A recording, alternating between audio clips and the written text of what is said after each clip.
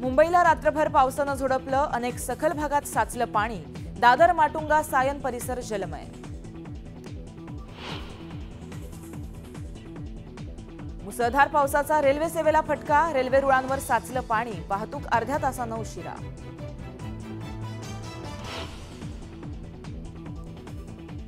पश्चिम द्रुतगती मार्गावर पावसामुळे अपघात, मार्गावर वाहनांच्या लांबच लांब रांगा।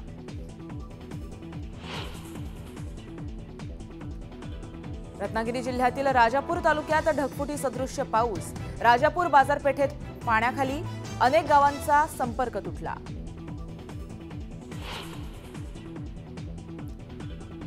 सिंधुदुर्गात मुसळधार पावसामुळे दणादाण, दोडा मार्ग कुडाळमध्ये अनेकांच्या घरात शिरलं पाणी, नागरिकांचं सुरक्षास्थळी स्थलांतर।